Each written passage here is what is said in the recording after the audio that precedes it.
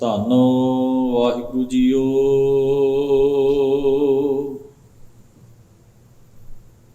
ਗੌੜੀ ਕਬੀਰ ਜੀ ਦੋਪਦੇ,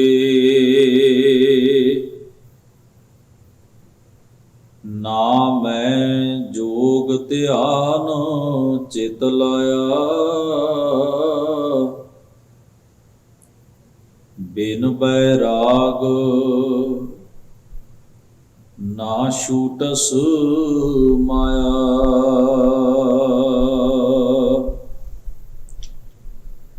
कैसे जीवन होए हमारा, जब ना हो राम नाम आधारा। रहा कहो कबीर खोजो असमान, राम समान ना देखो आन। कहो कबीर खोजो असमान, राम समान ना देखो आन। वाहिगुरु जी का खालसा, वाहिगुरु जी की फतेह। दीन दुनी दे मालक सतगुरु धन धन गुरु ग्रंथ साहिब महाराज जी दे पावन दरबार दियां हाजरियां पर रही गुरु सवारी सत संगत जीओ।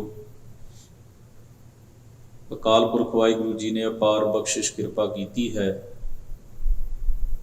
सत संगत रूप विच गुरु दरबार विच सज के गुरु महाराज की पावन बाणी के पाठ अते कीर्तन गुरु सवारियां पासों आप जी ने बड़ी एकाग्रता सत्कार सहित श्रवण कीते हैं। भगत कबीर साहब जी महाराज का उच्चारण किया होया पावन शब्द जो कि गुरु ग्रंथ साहब महाराज के अंक नंबर 329 ਅਤੇ 30 ਦੇ ਉੱਤੇ ਸੁਭਾਇਮਾਨ है। आप जी ने पाठ के रूप ਵਿੱਚ ਹੁਣੇ ही दास पासों श्रवण किया है। शब्द का सिरलेख है गौड़ी कबीर जी दोपदे। गौड़ी राग ਦੇ ਵਿੱਚ भगत कबीर साहब जी का उच्चारण किया शब्द दो पदे का भाव है। शब्द दो पदियां वाला है। दो पदे दे दूसरे दद्दे दे पैर विच भाव बहुत छोटा करके एक हिंसा पाया गया है। दो इसका भाव है दो पदे दो, भाव दो पदियां वाले ये दो शब्द हैं। भगत कबीर साहब जी की इस बाणी दे विच इस तरह पैर दे विच छोटा हिंसा दर्ज करके एक तरह नाल सेध दिती गई है, इनफॉर्मेशन दिती गई है, जानकारी दिती गई है कि किहड़ा शब्द किन्ने हैं ते पदे दे विच। इसे तरह इत्थे दो पदे दे विच भगत जी महाराज ने इस शब्द के रहाऊ वाले बंद विच बख्शिश की है। कैसे जीवन होए हमारा, जब ना होए राम नाम आधारा। कहते ने साडा जीवन किवें वधिया ते टिका वाला हो सकता है जिन्ना चिर परमेश्वर वाहिगुरु का नाम साडा आसरा ना बने। ये रहाऊ का बंद है। जदों असीं शब्द के बाकी दो बंद भी पढ़ते हाँ ਤਾਂ किस भाव ਵਿੱਚ भगत कबीर जी महाराज ने ये पंक्तियां कहियां ਹਨ ਸਾਨੂੰ ਸੌਖਿਆਂ ਸਮਝ ਵਿੱਚ ਆ ਜਾਂਦੀਆਂ। ਜਦੋਂ ਆਰੰਭ ਦੇ ਵਾਕ ਵਿੱਚ ਕਹਿੰਦੇ ਹਨ ਨਾ ਮੈਂ ਜੋਗ ਧਿਆਨ ਚਿਤ ਲਾਇਆ, बिन बैराग ना छूट समाया। ਕਹਿੰਦੇ ਨੇ ਵੀ ਮਾਇਆ ਜਿਹੜੀ ਹੈ ਉਹ ਛੁੱਟਦੀ ਨਹੀਂ। ਭਾਵ ਜੋ ਸੈਂਟਰਲ ਆਈਡੀਆ ਹੈ, ਜੋ ਕੇਂਦਰੀ ਭਾਵ ਹੈ, ਉਹ ਇਹ ਹੈ ਕਿ ਮਾਇਆ ਦਾ ਪ੍ਰਭਾਵ ਮੁੱਕੇ ਬਿਨਾ ਜੀਵਨ ਸੁਖੀ ਨਹੀਂ ਹੋ ਸਕਦਾ, ਤੇ ਮਾਇਆ ਦਾ ਪ੍ਰਭਾਵ ਵਾਹਿਗੁਰੂ ਦੇ ਅਕਾਲ ਪੁਰਖ ਦੇ ਨਾਮ ਦੇ ਆਧਾਰ ਤੋਂ ਬਿਨਾ ਇਸ ਪ੍ਰਭਾਵ ਤੋਂ ਜੀਵ ਮੁਕਤ ਨਹੀਂ ਹੋ ਸਕਦਾ। ਤੇ ਸ਼ਬਦ ਵਿੱਚ ਉਹਨਾਂ ਨੇ ਜਿਹੜਾ ਕੀਮਤੀ ਵਿਚਾਰ ਸਾਡੇ ਸਾਹਮਣੇ ਰੱਖਿਆ, ਕੈਸੇ ਜੀਵਨ ਹੋਏ ਹਮਾਰੇ। ਕਹਿੰਦੇ ਨੇ ਵਾਹਿਗੁਰੂ ਅਕਾਲ ਪੁਰਖ ਦੇ ਨਾਮ ਤੋਂ ਬਿਨਾ ਕੇਵਲ ਮਾਇਆ ਦੇ ਆਸਰੇ ਦੇ ਉੱਤੇ ਸਾਡਾ ਜੀਵਨ ਕਿਹੋ ਜਿਹਾ ਹੋਏਗਾ? ਭਾਵ ਨਿਰਾਰਥਕ ਹੋਏਗਾ, ਨਿਫਲ ਹੋਏਗਾ। ਹੁਣ ਇਹ ਸ਼ਬਦ ਵਿੱਚ ਦੋ ਮੁੱਖ ਨੁਕਤੇ ਨੇ, ਇੱਕ ਮਾਇਆ ਤੇ ਇੱਕ ਨਾਮ। ਅਸੀਂ ਦੋਨਾਂ ਨੁਕਤਿਆਂ ਨੂੰ ਹੀ ਪੈਰਾਲਲ ਬਰਾਬਰ ਰੱਖ ਕੇ ਸਮਝਣ ਦਾ ਥੋੜ੍ਹਾ ਜਿਹਾ ਯਤਨ ਕਰਨਾ ਹੈ। ਸਭ ਤੋਂ ਪਹਿਲਾਂ ਸਮਝੀਏ ਕਿ ਮਾਇਆ ਸ਼ਬਦ ਵਿੱਚ ਕਿਹੜੀ ਚੀਜ਼ ਤੋਂ ਮੁਕਤ ਹੋਣ ਲਈ ਕਿਹਾ ਹੈ? ਮਾਇਆ। ਹਜ਼ੂਰ ਨੇ ਬਾਣੀ ਵਿੱਚ ਇਸ ਦੀ ਪਰਿਭਾਸ਼ਾ ਦਿੱਤੀ ਹੈ, ਇਹ ਮਾਇਆ ਜਿਤ ਹਰ ਵਿਸਰੈ ਮੋਹ ਉਪਜੈ ਭਾਉ ਦੂਜਾ ਲਾਏ। ਧੰਨ ਗੁਰੂ ਅਮਰਦਾਸ ਮਹਾਰਾਜ। ਭਾਵੇਂ ਮਾਇਆ ਹੈ ਜਿਸ ਸਦਕਾ ਹਰੀ ਪਰਮੇਸ਼ਰ ਸਿਰਜਣਹਾਰ, ਜੋ ਸਰਵ ਵਿਆਪਕ ਹੈ, ਸਭਨਾ ਵਿੱਚ ਹੈ, ਜੋਤ ਰੂਪ ਹੈ, ਚੇਤਨ ਰੂਪ ਹੈ, ਜੋ ਹੁਕਮ ਰੂਪ ਹੈ, ਉਹ ਵਿਸਰ ਜਾਂਦਾ। ਦੇਖੋ, ਜੋ ਸਾਨੂੰ ਸਿਰਜਣ ਵਾਲਾ ਹੈ, ਜੋ ਸਾਰਿਆਂ ਵਿੱਚ ਵਿਆਪਕ ਹੈ, ਜੋ ਚੇਤਨ ਸੱਤਾ ਹੈ, ਜੋ ਹੁਕਮ ਰੂਪ ਹੈ, ਉਸ ਤੋਂ ਜਦੋਂ ਅਸੀਂ ਬੇਸਮਝ ਹੋ ਜਾਂਦੇ ਹਾਂ ਤਾਂ ਕਿਹੜੀ ਵਜ੍ਹਾ ਕਰਕੇ ਹੁੰਦੇ ਹਾਂ? ਹਜ਼ੂਰ ਨੇ ਕਿਹਾ ਇਹ ਮਾਇਆ ਕਰਕੇ। ਇਹਦਾ ਭਾਵ ਹੈ ਇਹ ਮਾਇਆ ਜਿਤ ਹਰ ਵਿਸਰੇ। ਹਰੀ ਵਿਸਰ ਜਾਂਦਾ, ਫਿਰ ਕੀ ਹੁੰਦਾ? ਮੋਹ ਉਪਜੇ।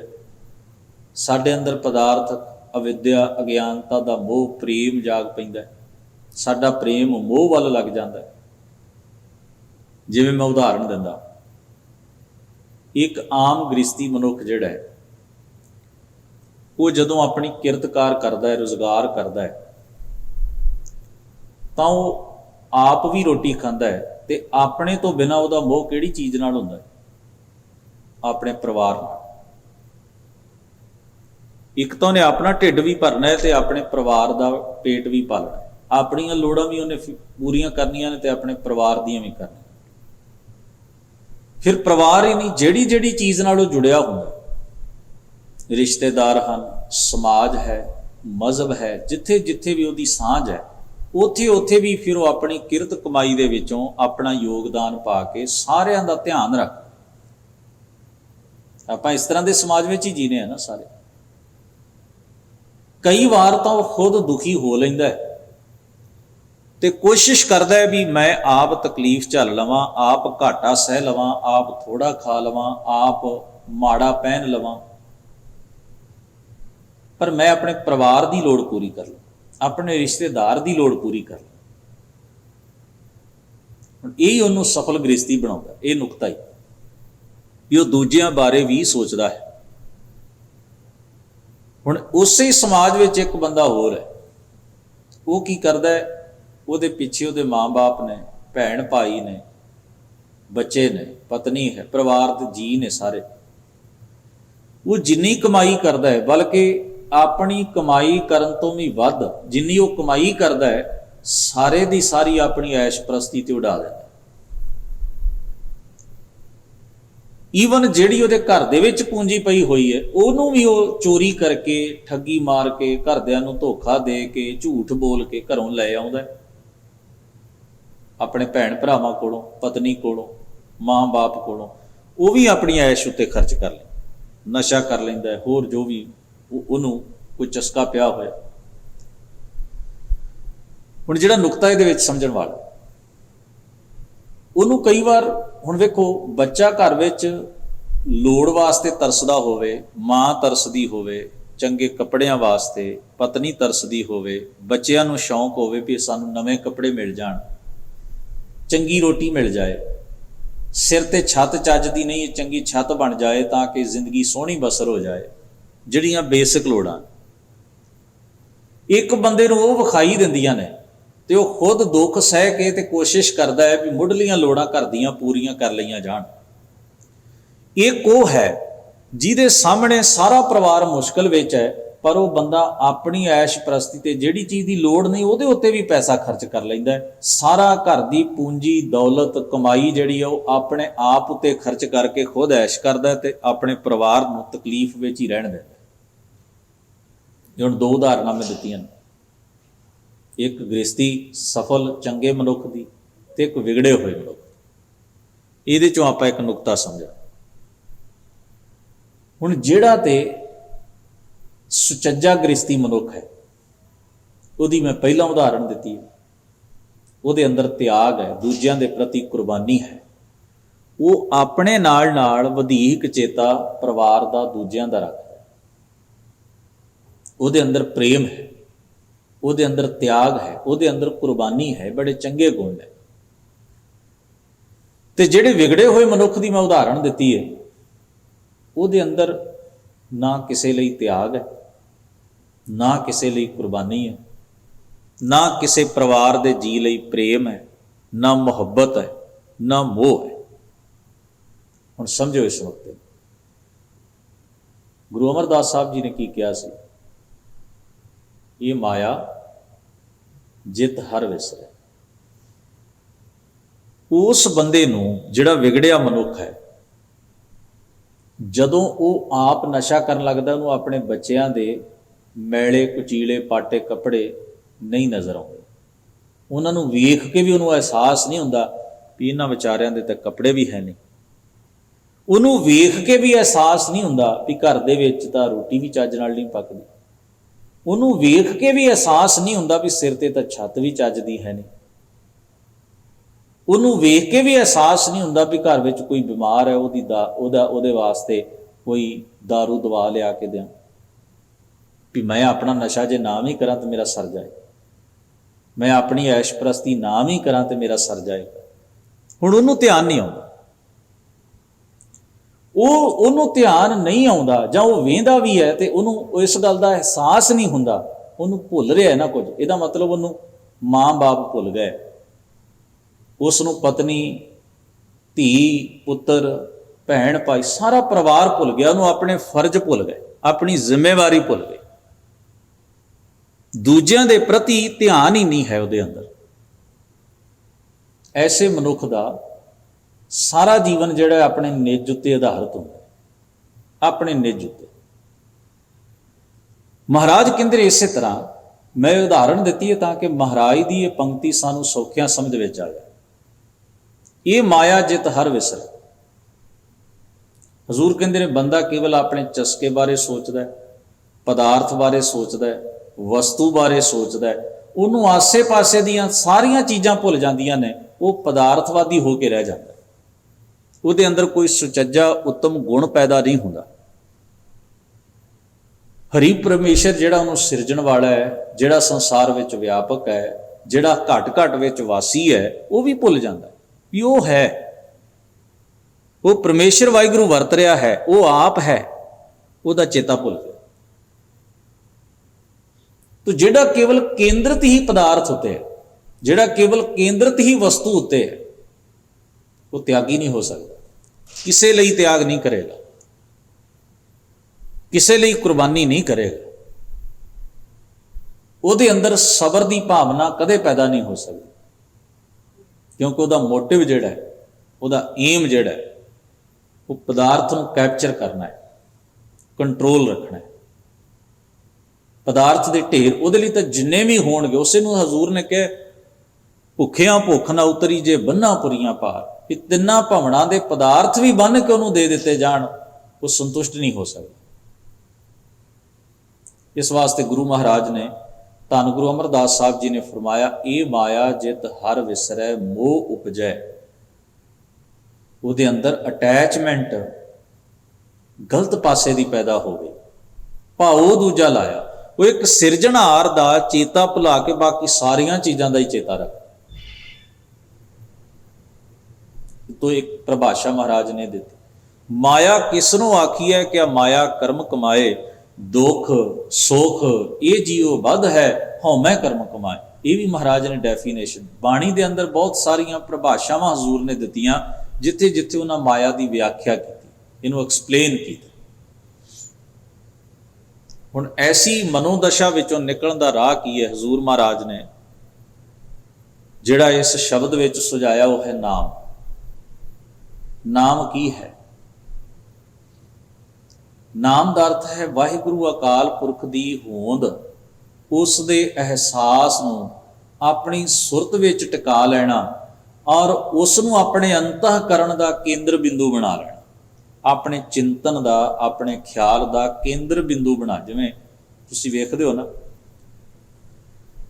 ਕਈ ਵਾਰ ਇੱਕ ਚੀਜ਼ ਹੀ ਸਾਡੀ ਸੁਰਤ ਵਿੱਚ ਬਾਰ-ਬਾਰ ਚੱਲੀ ਜਾਂਦੀ ਹੈ, ਕੋਈ ਖਿਆਲ, ਕੋਈ ਵਿਚਾਰ, ਕੋਈ ਭਾਵਨਾ ਸਾਡੀ ਸੁਰਤ ਵਿੱਚ ਟਿਕੀ ਰਹਿੰਦੀ ਹੈ।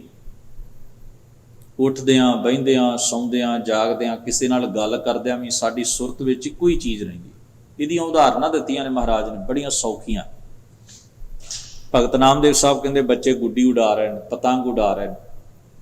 8-10 ਬੱਚੇ ਨੇ ਮਾਨੋ, ਉਹ ਆਪਸ 'ਚ ਗੱਲਾਂ ਕਰਦੇ ਨੇ, ਇੱਕ ਦੂਜੇ ਨਾਲ ਹੱਸਦੇ ਖੇਡਦੇ, ਇੱਕ ਦੂਜੇ ਨੂੰ ਛੇੜਦੇ, ਅਠਕੇਲੀਆਂ ਕਰਦੇ, ਮੌਜ ਮਸਤੀ ਕਰਦੇ। ਪਰ ਉਹ ਜਿਹੜਾ ਬੱਚੇ ਦੇ ਹੱਥ ਵਿੱਚ ਜਿਹੜੇ ਦੇ ਡੋਰ ਹੈ ਪਤੰਗ ਉਡਾਉਣ ਵਾਲੀ, ਉਹਦਾ ਧਿਆਨ ਜਿਹੜਾ ਉਸ ਪਤੰਗ ਦੇ ਵਿੱਚ ਹੈ, ਉਹ ਨਾਲ ਆਪਣੀਆਂ ਅੱਖਾਂ ਨਾਲ ਪਤੰਗ ਨੂੰ ਵੇਖਦਾ ਵੀ ਕਿੰਨੀ ਕੁ ਉੱਚੀ ਚਲੀ ਗਈ, ਕਿੰਨੀ ਕੁ ਡੋਰ ਢਿੱਲੀ ਛੱਡਣੀ ਹੈ, ਕਿੰਨੀ ਕੁ ਖਿੱਚਣੀ ਹੈ, ਤੇ ਹੱਥ ਵਿੱਚ ਉਹਨੇ ਡੋਰ ਫੜੀ ਹੋਈ।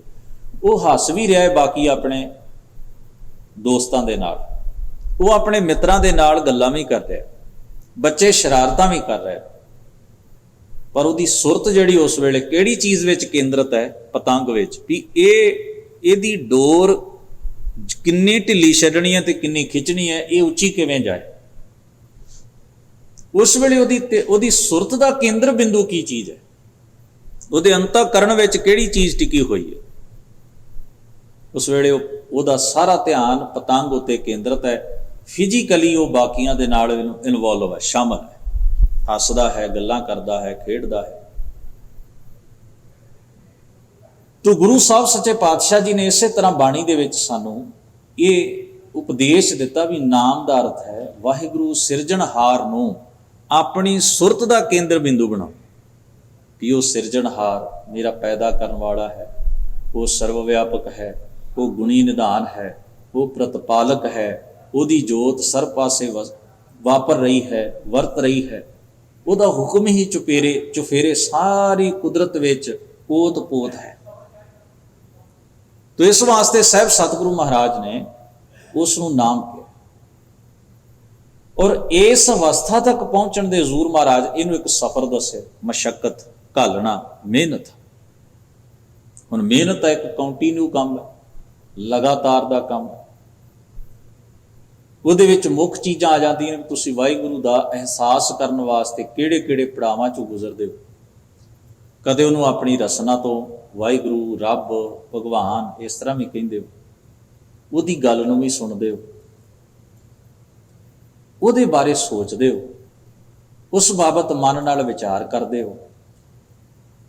ਫਿਰ ਉਹਨੂੰ ਕਰਦਿਆਂ ਕਰਦਿਆਂ ਸਾਨੂੰ ਜਦੋਂ ਆਪਣੇ ਅੰਤਰਾਤਮੇ ਦਾ ਖਿਆਲ ਆਉਂਦਾ ਵੀ ਮਨ ਦੀ ਮੈਲ, ਅੰਦਰ ਦੇ ਔਗਣ ਕਿਹੜੇ ਕਿਹੜੇ ਨੇ, ਮੈਂ ਇਹਨਾਂ ਨੂੰ ਛੱਡਾਂ, ਫਿਰ ਉਹਨਾਂ ਤੋਂ ਬੰਦਾ ਹੌਲੀ ਹੌਲੀ ਮੁਕਤ ਹੁੰਦਾ ਹੈ, ਚੰਗੇ ਗੁਣ ਧਾਰਨ ਕਰਦਾ, ਫਿਰ ਚੰਗੀ ਸੰਗਤ ਵੀ ਕਰਦਾ। ਇਹ ਸਾਰੇ ਦਾ ਸਾਰਾ ਪ੍ਰੋਸੈਸ ਹੀ ਨਾਮ ਦਾ ਪ੍ਰੋਸੈਸ ਹੈ। ਉਹਦੇ 'ਚ ਰਸਨਾ ਤੋਂ ਕਹਿਣਾ, ਕੰਨਾਂ ਨਾਲ ਸੁਣਨਾ, ਸੋਚਣਾ, ਚੰਗੀ ਸੰਗਤ ਵਿੱਚ ਬੈਠਣਾ, ਚੰਗੇ ਖਿਆਲ ਸੁਣ, ਇਹ ਸਾਰਾ ਕੁਝ ਉਸ ਪ੍ਰੋਸੈਸ ਸਫ਼ਰ ਦਾ ਹੀ ਹਿੱਸਾ ਹੈ, ਸਟੈਪ ਨੇ। ਇਹਦੇ 'ਚੋਂ ਕਿਸੇ ਨੂੰ ਕੱਢਿਆ ਨਹੀਂ ਜਾ ਸਕਦਾ ਤੇ ਕਿਸੇ ਨੂੰ ਮਨਫੀ ਨਹੀਂ ਕੀਤਾ ਜਾ ਸਕਦਾ। ਇਹ ਸਾਰੀਆਂ ਚੀਜ਼ਾਂ ਹੀ ਉਹਦਾ ਪਾਰਟ ਨੇ, ਹਿੱਸਾ ਨੇ। ਤੋ ਨਿਸ਼ਾਨਾ ਕੀ ਹੁੰਦਾ ਹੈ? ਪੰਚਾਂ ਕਾ ਗੁਰ ਏਕ ਧਿਆਨ। ਧਿਆਨ ਸੁਰਤ ਵਿੱਚ ਕੇਵਲ ਨਿਸ਼ਾਨਾ ਇਹ ਹੈ ਕਿ ਵਾਹਿਗੁਰੂ ਅਕਾਲ ਪੁਰਖ ਪਰਮੇਸ਼ਰ ਨਾਲ ਮੇਰੀ ਸੁਰਤ ਅਭੇਦ ਹੋ, ਮੇਰੇ ਅੰਤःਕਰਣ ਵਿੱਚ ਕੇਵਲ ਵਾਹਿਗੁਰੂ ਦੇ ਗੁਣ ਹੀ ਪ੍ਰਕਾਸ਼ਮਾਨ ਹੋਣ। तो हजूर ने ये तरीका दस, ये जुगत दस। तो महाराज कहते कैसे जीवन होए हमारा? हजूर कहते ने माया के आधारित किहो जिहा जीवन होएगा, भाव निरार्थक होएगा, ਨਿਫਲ ਹੋਏਗਾ। ਜਬ ਨਾ ਹੋਏ RAM ਨਾਮ ਆਧਾਰਾ, ਜਿੰਨਾ ਚਿਰ ਸਰਵ ਵਿਆਪਕ ਵਾਹਿਗੁਰੂ ਦੇ ਨਾਮ ਦਾ ਸਾਨੂੰ ਆਧਾਰ ਤੇ ਆਸਰਾ ਨਹੀਂ ਮਿਲ ਜਾਂਦਾ। ਮਹਾਰਾਜ ਤੀਸਰੇ ਪਾਤਸ਼ਾਹ ਦੇ ਆਪਾਂ ਰੋਜ਼ ਵਾਕ ਕੇ ਪੜ੍ਹਦੇ ਹਾਂ, ਸਾਚਾ ਨਾਮ ਮੇਰਾ ਆਧਾਰੋ, ਸਾਚ ਨਾਮ ਆਧਾਰ ਮੇਰਾ, ਜਿਨ ਭੁੱਖਾਂ ਸਭ ਗਵਾਈਆਂ, ਕਰ ਸ਼ਾਂਤ ਸੁਖ ਮਨ ਆਏ ਵਸਿਆ, ਜਿਨ ਇੱਛਾ ਸਭ ਪੁਜਾਈਆਂ, ਸਦਾ ਕੁਰਬਾਨ ਕੀਤਾ ਗੁਰੂ ਵਿਟੋਂ, ਜਿਸ ਦੀਆਂ ਇਹ ਵਡਿਆਈਆਂ ਕਹੇ ਨਾਨਕ, ਸੁਣੋ ਸੰਤੋ ਸ਼ਬਦ ਧਰੋ ਪਿਆਰੋ, ਸਾਚਾ ਨਾਮ ਮੇਰਾ ਆਧਾਰ। ਬਰਕਤ ਵੀ ਦਸੀ ਵੀ ਨਾਮ ਦੇ ਆਧਾਰ ਵਾਲੇ ਦਾ ਅੰਤਰਾਤਮਾ ਸੁਰਤ ਮਨ ਕਿਹੋ ਜਿਹਾ ਹੁੰਦਾ। ਇਹ ਵੀ ਦੱਸਿਆ ਵੀ ਉਸ ਵਾਹਿਗੁਰੂ ਦੇ ਨਾਮ ਦੀ ਦਾਤ ਕਿਵੇਂ ਪ੍ਰਾਪਤ ਹੁੰਦੀ ਹੈ। ਸਾਚਾ ਨਾਮ ਮੇਰਾ ਆਧਾਰੋ ਕਿਵੇਂ ਬਣਦਾ ਹੈ। ਸ਼ਬਦ ਧਰੋ ਪਿਆਰ, ਜਦੋਂ ਅਸੀਂ ਗੁਰੂ ਉਪਦੇਸ਼ ਦੀ ਕਮਾਈ ਕਰਦੇ ਹਾਂ, ਗੁਰੂ ਮਹਾਰਾਜ ਦੇ ਦੱਸੇ ਰਾਹ ਦੇ ਉੱਤੇ ਚੱਲਦੇ ਹਾਂ, ਤਾਂ ਨਾਮ ਸਾਡੇ ਜੀਵਨ ਦਾ ਹੌਲੀ ਹੌਲੀ ਆਧਾਰ ਬਣ, ਆਸਰਾ ਬਣ। ਗਰੀਬ ਨਵਾਜ ਆਰੰਭ ਦੇ ਵਾਕ ਵਿੱਚ ਫਰਮਾਉਂਦੇ ਨੇ, ਨਾਮ ਹੈ ਜੋਗ ਧਿਆਨ ਚਿਤ ਲਾਇਆ। ਪਤੰਜਲੀ ਦਾ ਲਿਖਿਆ ਹੋਇਆ ਇੱਕ ਸ਼ਾਸਤਰ ਜਿਹੜਾ ਯੋਗ ਆਧਾਰਿਤ ਹੈ। ਮੈਂ ਇੱਕ ਕੋਸ਼ ਵਿੱਚੋਂ ਪੜ੍ਹ ਰਿਹਾ ਸਾਂ ਕਿ ਯੋਗ ਦੀ ਗੁਰੂ ਸਾਹਿਬ ਜੀ ਨੇ ਬਾਣੀ ਦੇ ਵਿੱਚ ਇੱਕ ਪੱਖ ਤੋਂ ਪ੍ਰੋੜਤਾ ਕੀਤੀ ਹੈ ਤੇ ਇੱਕ ਪੱਖ ਤੋਂ ਇਹਦਾ ਨਿਸ਼ੇਧ ਕੀਤਾ। ਇਹਨੂੰ ਆਪਾਂ ਕਹਿੰਦੇ ਕ੍ਰਿਟੀਸਾਈਜ਼ ਕਰਨਾ। ਨਿਸ਼ੇਧ ਕਿਹੜੀ ਚੀਜ਼ ਦਾ ਹੈ? ਜਿਵੇਂ ਤਨ ਨੂੰ ਬਿਨਾਂ ਵਜ੍ਹਾ ਤੋਂ ਮਨ ਦੇ ਟਿਕਾਅ ਵਾਸਤੇ ਤਕਲੀਫਾਂ ਦੁੱਖ ਇਹ ਸਾਧਨ ਅਪਣਾਉਂਦੇ, ਤਥਾ ਕਥਿਤ ਸੰਸਾਰ ਦੀਆਂ ਲੋੜਾਂ ਦਾ ਤਿਆਗ ਬਿਨਾਂ ਕਿਸੇ ਵਜ੍ਹਾ ਤੋਂ ਕਰਨਾ। ਭਾਵ ਇਹ ਮਿੱਥ ਕੇ ਕਿ ਮਨ ਇਵੇਂ ਸਿੱਧੇ ਰਾਹ ਤੇ ਆਏਗਾ, ਮਨ ਇਵੇਂ ਵਾਹਿਗੁਰੂ ਵਿੱਚ ਜੁੜੇਗਾ ਤੇ ਖਾਣਾ ਪੀਣਾ, ਹੱਸਣਾ ਖੇਡਣਾ, ਬੋਲ ਚਾਲ, ਪਹਿਨਣਾ, ਘਰ ਦਾ ਪਰਿਵਾਰ ਦਾ ਸਾਰਾ ਕੁਝ ਤਿਆਗ ਕਰ ਦੇਣਾ ਤੇ ਫਿਰ ਸਰੀਰ ਨੂੰ ਕਠਿਨ ਤਕਲੀਫ ਦੇਣੀ, ਭੁੱਖੇ ਰਹਿਣਾ, ਨੰਗੇ ਰਹਿਣਾ, ਜਟਾਵਾਂ ਵਧਾ ਲੈਣੀਆਂ, ਮੁੰਦਰਾਂ ਪਾ ਲੈਣੀਆਂ, ਹਾਠ ਯੋਗ ਕਰਨੇ, ਇਹ ਸਾਰੇ ਸਾਧਨ ਇਹਨਾਂ ਦਾ ਹਜ਼ੂਰ ਨੇ ਨਿਸ਼ੇਧ ਕੀਤਾ। ਤੇ ਜਿਹੜੀ ਜਿੱਥੇ ਆ ਕੇ ਮਹਾਰਾਜ ਨੇ ਪ੍ਰੋੜਤਾ ਦਾ ਮਤਲਬ ਹੁੰਦਾ ਹੈ ਕਿਸੇ ਚੀਜ਼ ਨੂੰ ਕਿਸੇ ਰੂਪ ਵਿੱਚ ਐਕਸੈਪਟ ਕਰਨਾ, ਉਹਦੇ ਹੱਕ ਵਿੱਚ ਖਲੋਣਾ। ਪ੍ਰੋੜਤਾ ਕਿਹੜੀ ਚੀਜ਼ ਦੀ ਕੀਤੀ ਹੈ? ਹਜ਼ੂਰ ਨੇ ਉਸ ਯੋਗ ਮਤ ਦੇ ਉਸ ਯੋਗ ਦੀ ਪ੍ਰੋੜਤਾ ਨਹੀਂ ਕੀਤੀ, ਉਹਨੂੰ ਤਾਂ ਕ੍ਰਿਟੀਸਾਈਜ਼ ਕੀਤਾ, ਨਿਸ਼ੇਧ ਕੀਤਾ। ਪ੍ਰੋੜਤਾ ਕੀਤੀ ਹੈ ਮਨ ਦੀ ਅਵਸਥਾ ਨੂੰ ਬਦਲਣ ਦੀ, ਪ੍ਰੋੜਤਾ ਕੀਤੀ ਹੈ ਮਨ ਦੀ ਵਾਸ਼ਨਾ ਤਿਆਗਣ ਦੀ, ਔਗਣ ਤੋਂ ਰਹਿਤ ਹੋਣ ਦੀ, ਮਨ ਦੀ ਮੈਲ ਧੋਣ ਦੀ, ਮਨ ਨੂੰ ਵਾਹਿਗੁਰੂ ਅਕਾਲ ਪੁਰਖ ਵਿੱਚ ਅਭੇਦ ਕਰਨ ਦੀ, ਮਨ ਦੇ ਮੰਦੇ ਫੁਰਨੇ ਅਤੇ ਵਾਸ਼ਨਾਵਾਂ ਤੋਂ ਮੁਕਤ ਹੋਣ ਦੀ। ਪਰ ਭਗਤ ਕਬੀਰ ਜੀ ਇਸ ਜਗ੍ਹਾ ਦੇ ਉੱਤੇ ਜਿਹਨੂੰ ਕਹਿ ਰਹੇ ਨੇ ਨਾਮ ਹੈ ਜੋਗ ਧਿਆਨ ਚਿਤ ਲਾਇਆ, ਉਸ ਜੋਗੀਆਂ ਵਾਲੇ ਉਹ ਸਾਰੇ ਸਿਲਸਿਲੇ ਦਾ ਖੰਡਨ ਕਰ ਰਹੇ। ਨਾਮ ਹੈ ਜੋਗ ਧਿਆਨ ਚਿਤ ਲਾਇਆ। ਜੋਗੀਆਂ ਦੇ ਜੋਗ ਮਤ ਦੇ ਦੱਸੇ ਹੋਏ ਉਹਨਾਂ ਦੇ ਅਕੋਰਡਿੰਗ ਜੋ ਧਿਆਨ ਧਰਨ ਦੀ ਪ੍ਰਕਿਰਿਆ ਹੈ, ਕਹਿੰਦੇ ਮੈਂ ਉਹਦੇ ਵਿੱਚ ਚਿੱਤ ਨਹੀਂ ਲਾਇਆ, ਮੈਂ ਉਹ ਕਾਰਜ ਨਹੀਂ ਕੀਤਾ। ਨਾ ਮੈਂ ਜੋਗ ਧਿਆਨ ਚਿੱਤ ਲਾਇਆ, ਬਿਨ ਵੈਰਾਗ ਨਾ ਛੂਟ ਸਮਾਇਆ। ਪਰ ਮੈਂ ਜਾਣਦਾ ਹਾਂ ਕਿ ਵੈਰਾਗ ਤੋਂ ਬਿਨਾਂ ਮਾਇਆ ਦਾ ਪ੍ਰਭਾਵ ਨਹੀਂ ਮੁੱਕਦਾ। ਵੈਰਾਗ ਦਾ ਅਰਥ ਕੀ ਹੈ? ਉਪਰਾਮ ਹੋਣਾ। ਸੁਰਤ ਦਾ ਕਿਸੇ ਚੀਜ਼ ਤੋਂ ਪਕੜ, ਸੁਰਤ ਵੱਲੋਂ ਕਿਸੇ ਚੀਜ਼ ਦੀ ਪਕੜ ਛੱਡ ਦੇਣੀ, ਕੰਟਰੋਲ ਛੱਡ ਦੇਣਾ। ਜਿਹੜੀ ਵਾਸ਼ਨਾ, ਪਦਾਰਥਕ ਮੋਹ, ਮੰਦੇ ਅਮਲ, ਔਗਣ ਦਾ ਜਿਹੜਾ ਸੁਰਤ ਦੇ ਵਿੱਚ ਸਥਾਨ ਹੈ, ਸੁਰਤ ਜਿਹੜੀ ਉਹਨਾਂ ਚੀਜ਼ਾਂ ਨੂੰ ਚੰਗਾ ਜਾਣਦੀ ਤੇ ਸੁਰਤ ਵਿੱਚ ਉਹੀ ਚੀਜ਼ਾਂ ਵਸੀਆਂ ਹੋਈਆਂ ਨੇ, ਉਹਨਾਂ ਦਾ ਖਿਆਲ ਤਿਆਗ ਦੇਣਾ, ਉਹਨੂੰ ਉਪਰਾਮਤਾ ਕਿਹਾ, ਵੈਰਾਗ ਕਿਹਾ। ਵੈਰਾਗ ਦਾ ਅਰਥ ਇੱਥੇ ਇਹੀ ਹੈ, ਕਿਸੇ ਚੀਜ਼ ਦਾ ਮੋਹ ਜਾਂ ਪ੍ਰੇਮ ਤਿਆਗਣਾ। ਇੱਥੇ ਪ੍ਰੇਮ ਕਿਹੜੀ ਚੀਜ਼ ਦਾ ਤਿਆਗਣਾ ਹੈ? ਮਨੁੱਖਤਾ ਦਾ ਨਹੀਂ, ਮੰਦੇ ਕਰਮ ਦਾ, ਮੰਦੀ ਵਾਸ਼ਨਾ ਦਾ। ਬਿਨ ਵੈਰਾਗ ਨਾ ਛੂਟ ਸਮਾਇਆ। ਭਗਤ ਜੀ ਕਹਿੰਦੇ ਮੈਂ ਜਾਣਦਾ ਵੈਰਾਗ ਤੋਂ ਬਿਨਾਂ ਮਾਇਆ ਨਹੀਂ ਛੁੱਟਦੀ। ਵੈਰਾਗ ਹੋਏਗਾ, ਉਪਰਾਮਤਾ ਹੋਏਗੀ ਤਾਂ ਮਾਇਆ ਛੁੱਟੇਗੀ। ਫਿਰ ਅਖੀਰ ਦੇ ਬੰਦ ਵਿੱਚ ਕਹਿੰਦੇ ਨੇ, ਕਹੋ ਕਬੀਰ ਖੋਜਉ ਅਸਮਾਨ। ਹੇ ਕਬੀਰ ਆਖ ਮੈਂ ਅਸਮਾਨ ਤੱਕ ਸਭ ਕੁਝ ਖੋਜੇ। ਇਹਦਾ ਭਾਵ ਹੈ ਮੈਂ ਆਪਣੇ ਜੀਵਨ ਨੂੰ ਉੱਚੀ ਸੁਰਤ ਲਿਜਾ ਕੇ ਸਾਰੀ ਖੋਜ ਪੜਤਾਲ ਜਾਂਚ ਕੀਤੀ। ਮੈਂ ਵਿਵੇਕ ਦੇ ਧਾਰਨੀ ਹੋ ਕੇ ਬਹੁਤ ਉੱਚਾ ਸੋਚਿਆ। ਖੋਜੋਂ ਅਸਮਾਨ, ਅਸਮਾਨ ਤੱਕ ਖੋਜਣ ਦਾ ਭਾਵ ਹੈ, ਜਿਸ ਨੂੰ ਪ੍ਰੋਫੈਸਰ ਸਾਹਿਬ ਸਿੰਘ ਜੀ ਨੇ ਇੱਥੇ ਇੱਕ ਪੰਕਤੀ ਕੋਡ ਕੀਤੀ ਹੈ, ਸਗਲਤਾ ਜੀਨ ਗਗਨ ਦੌਰਾਓ। ਪਿੱਛੇ ਆਪਾਂ ਇਹ ਸ਼ਬਦ ਪੜ੍ਹਿਆ, ਗਗਨ ਭਾਵ ਚਿਦਾਕਾਰ, ਚਿੱਤ, ਸੁਰਤ। ਮੈਂ ਸੁਰਤ ਤੱਕ ਨੂੰ ਤਲਾਸ਼ਿਆ ਤੇ ਖੋਜਿਆ ਹੈ, ਤੇ ਮੈਂ ਨਿਰਣਾ ਕੱਢਿਆ ਹੈ ਆਪਣੇ ਜੀਵਨ ਦੀ ਖੋਜ ਵਿੱਚ। ਰਾਮ ਸਮਾਨ ਨਾ ਦੇਖੋ ਆ, ਸਰਵ ਵਿਆਪਕ ਵਾਹਿਗੁਰੂ ਦੇ ਤੁੱਲ ਹੋਰ ਕੋਈ ਮੈਨੂੰ ਦੂਜਾ ਨਜ਼ਰ ਹੀ ਨਹੀਂ ਆਉਂਦਾ। ਭਗਤ ਕਬੀਰ ਜੀ ਕਹਿੰਦੇ ਨੇ, ਮੇਰੇ ਆਪਣੇ ਜੀਵਨ ਦੀ ਖੋਜ ਦੱਸਦੀ ਏ ਕਿ ਉਹੀ ਉਹ ਵਾਪਰ ਰਿਹਾ ਹੈ। ਸਾਡਾ ਜੀਵਨ ਜਿਹੜਾ ਹੈ ਉਹ ਦੂਈ ਤੇ ਦਵੈਤ ਉੱਤੇ ਆਧਾਰਿਤ ਹੈ, ਪਰ ਕਬੀਰ ਸਾਹਿਬ ਜੀ ਮਹਾਰਾਜ ਕਹਿੰਦੇ ਨੇ, ਮੇਰੀ ਦ੍ਰਿਸ਼ਟੀ 'ਚ, ਮੇਰੀ ਖੋਜ ਮੁਤਾਬਕ ਜੋ ਮੈਂ ਆਪਣੇ ਨਿੱਜ ਨੂੰ, ਜਿਸ ਨੂੰ ਭਗਤ ਪਰਮਾਨੰਦ ਜੀ ਕਹਿੰਦੇ ਨਾ, ਜੋ ਬ੍ਰਹਮੰਡੇ ਸੋਈ ਪਿੰਡੇ, ਜੋ ਖੋਜੈ ਸੋ ਪਾਵੈ। ਇਹ ਖੋਜ ਕਾਹਦੀ ਹੈ? ਆਪਣੇ ਨਿੱਜ ਦੀ, ਆਪਣੇ ਆਪ ਦੀ। ਜਨ ਨਾਨਕ ਬਿਨ ਆਪਾ ਚੀਨੈ, ਮਿਟੈ ਨਾ ਭਰਮ ਕੀ ਕਾਈ। ਨਿੱਜ ਨੂੰ ਜਾਣਨ ਦੀ। ਉਹ ਕਹਿੰਦੇ, ਜਦੋਂ ਮੈਂ ਆਪਣੇ ਆਪ ਨੂੰ ਖੋਜਿਆ, ਆਪਣੇ ਆਪ ਨੂੰ ਪਾਇਆ, ਕਿਉਂਕਿ ਮੈਂ ਆਪਣੇ ਆਪ ਨੂੰ ਹੀ ਮੰਦਰ ਸਮਝਿਆ। ਕਾਇਓ ਦੇਵਾ, ਕਾਇਓ ਦੇਵਲ, ਕਾਇਓ ਜੰਗਮ ਜਾਤੀ, ਕਾਇਓ ਧੂਪ ਦੀਪ ਨਹੀਂ ਬੇਦਾ, ਕਾਇਓ ਪੂਜਾ ਪਾਤੀ। ਕਾਇਆ ਬਹੁ ਖੰਡ ਖੋਜ ਤੇ ਨਵ ਨਿਧ ਪਾਈ, ਨਾ ਕਛ ਆਇਬੋ ਨਾ ਕਛ ਜਾਇਬੋ, RAM ਕੀ ਦੁਹਾਈ। ਜੋ ਬ੍ਰਹਮੰਡੇ ਸੋਈ ਪਿੰਡੇ, ਜੋ ਖੋਜੈ ਸੋ ਪਾਵੈ। ਪੀਪਾ ਪ੍ਰਣਵੈ ਪਰਮ ਤਤ ਹੈ, ਸਤਿਗੁਰ ਹੋਏ ਲਖਾਵੈ।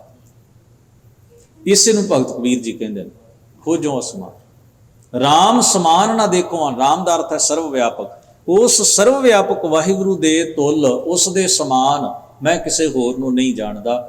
ਮੈਨੂੰ ਉਹੀ ਉਹ ਅਸਤੇਕ ਦਿਗਰ ਕੋਈ, ਏਕ ਤੁਈ ਏਕ ਤੁਈ, ਉਹ ਆਪ ਹੀ ਆਪ ਵਾਪਰਦਾ ਹੋਇਆ ਹਰ ਜਗ੍ਹਾ ਦੇ ਉੱਤੇ ਮੈਨੂੰ ਮਹਿਸੂਸ ਹੁੰਦਾ ਹੈ। ਉਸੇ ਦੇ ਵਾਪਰਨ ਦਾ ਹੀ ਹਰ ਜਗ੍ਹਾ ਦੇ ਉੱਤੇ ਮੈਨੂੰ ਅਹਿਸਾਸ ਹੁੰਦਾ ਹੈ, ਜਿਸ ਨੂੰ ਮਹਾਰਾਜ ਕਹਿੰਦੇ ਨੇ, ਅੰਤਰ ਬਾਹਰ ਹਰ ਪ੍ਰਭ ਏਕੋ, ਮਿਲ ਹਰ ਜਨ ਮੰਗਲ ਕਰ। ਜਿਸ ਨੂੰ ਹਜ਼ੂਰ ਕਹਿੰਦੇ ਨੇ, ਸੋ ਅੰਤਰ ਸੋ ਬਾਹਰ ਅਨੰਤ, ਘਟ ਘਟ ਵਿਆਪ ਰਿਹਾ ਭਗਵੰਤ। ਧਰਨ ਮਾਹਿ ਆਕਾਸ਼ ਭਿਆਲ, ਸਰਬ ਲੋਕ ਪੂਰਨ ਪ੍ਰਤਪਾਲ। ਬਾਨ ਤੇਨ ਪਰਬਤ ਹੈ ਪਾਰ ਬ੍ਰਹਮ, ਜੈਸੀ ਆਗਿਆ ਤੈਸਾ ਕਰਮ। ਪੌਣ ਪਾਣੀ ਬੈ ਸੰਤਰ ਮਾਹਿ, ਚਾਰ ਕੁੰਟ ਦਾ ਦਿਸ਼ੇ ਸਮਾ। ਤਿਸ ਤੇ ਭਿੰਨ ਨਹੀਂ ਕੋਠਾ। ਸਾਹਿਬ ਕਿਰਪਾ ਕਰਨ, ਮਹਾਰਾਜ ਦਾ ਇਹ ਪਾਵਨ ਸ਼ਬਦ ਉਪਦੇਸ਼ ਸਾਡੇ ਸਭਨਾਂ ਦੇ ਮਨ ਹਿਰਦਿਆਂ ਵਿੱਚ ਵਸੇ। ਮਹਾਰਾਜ ਹੋਈਆਂ ਭੁੱਲਾਂ ਚੁੱਕਾਂ ਦੀ ਖਿਮਾ ਬਖਸ਼ਣ। ਆਪ ਸਭਨਾਂ ਦਾ ਧੰਨਵਾਦ। ਅਦਬ ਸਹਿਤ ਗੁਰੂ ਫਤਿਹ ਨਾਲ ਸਾਂਝ ਬਣਾਓ ਜੀ। ਵਾਹਿਗੁਰੂ ਜੀ ਕਾ ਖਾਲਸਾ, ਵਾਹਿਗੁਰੂ ਜੀ ਕੀ ਫਤਿਹ।